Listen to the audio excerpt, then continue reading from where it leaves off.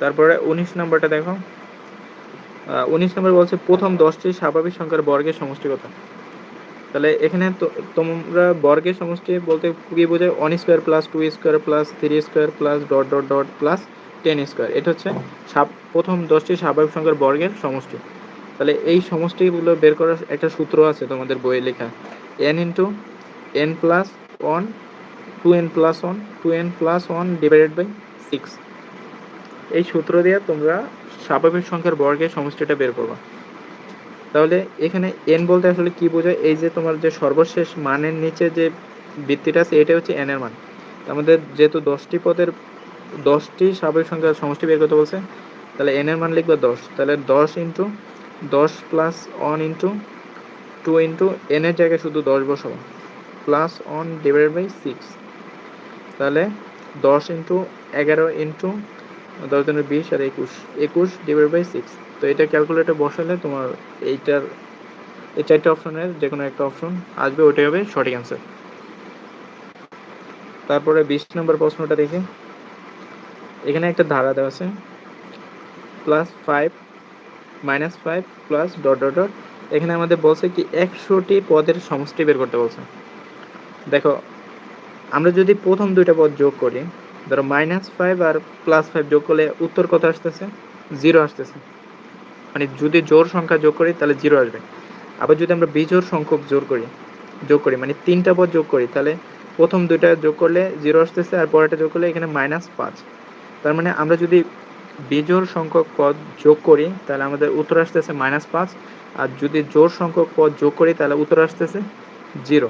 তাহলে এখানে 100টি পদের সমষ্টি, তাহলে 100টি কি জোড় সংখ্যক পদ না, তাহলে জোড় সংখ্যক পদ বললে উত্তর হবে 0। আর যদি বিজোড় সংখ্যক যদি বলতো যে 99টি পদের সমষ্টি কত, তাহলে উত্তর হইতো খ -5। তারপরে 21 নম্বর প্রশ্নটা দেখো। এখানে একটা ধারা দেওয়া আছে, একটি ধারা এবং প্রদত্ত ধারাটি চতুর্থ পদ নির্ণয় করতে হবে। তা আমাদের প্রথমে দেখতে হবে যে এটা কি গুণিত ধারা নাকি সমন্ত ধারা। আমরা প্রথমে পাশাপাশি দুটি পদ ভাগ করে দেখব যে এটা কি সমন্ত ধারা নাকি গুণিত ধারা। যদি আমরা 3 থেকে 1 ভাগ করি, দ্বিতীয় পদ থেকে প্রথম পদ ভাগ করি -1, তাহলে 3 গুণন -1, তাহলে এখানে আসতেছে -3, আর এর মান আসতেছে -3। আবার যদি আমরা দ্বিতীয় পদ মানে দ্বিতীয় পদ ভাগ করি, তৃতীয় পদ ভাগ দ্বিতীয়, তাহলে তৃতীয় পদের মান কত, -9, আর দ্বিতীয় পদের মান হচ্ছে 3, মানে 3, তাহলে -9 গুণন 1/3। তাহলে এটা এখানে ভাগ আছে, ভাগ থেকে গুণ নিলে উল্টে যাবে, এই 3-এর নিচে 1 ছিল, 1টা উপরে যাবে, 3টা নিচে চলে আসবে। ঠিক আছে, তাহলে এই 3 আর 9 কাটাকাটি গেলে -3, তার মানে এখানেও আর এর মান আসতেছে -3। তার মানে বুঝতেছি যে এটা একটা গুণিত ধারা, এগোতে হবে। তাহলে এটা যেহেতু একটা গুণিত ধারা, তাহলে nতম পদের সূত্র বের করার সূত্র হচ্ছে ar⁻n-1। তাহলে যেহেতু চতুর্থ পদ বলছে, তাহলে n এর মান হবে 4। তাহলে a হচ্ছে প্রথম পদ, তাহলে প্রথম পদের মান হচ্ছে 1, তাহলে a এর মান হচ্ছে -1, আর r এর মান হচ্ছে, এই যে আমরা বের করছি, r এর মান হচ্ছে -3, তাহলে -3, আর n এর মান হচ্ছে 4 যেহেতু চতুর্থ পদ বলছে, তাহলে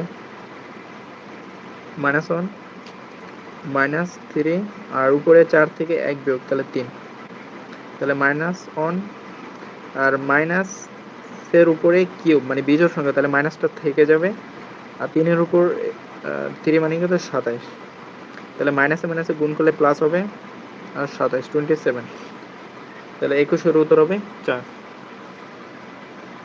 আচ্ছা, 22 নম্বরটা তোমরা মিলে নিও, তারপর আমি বাকিগুলো বলে দিতেছি।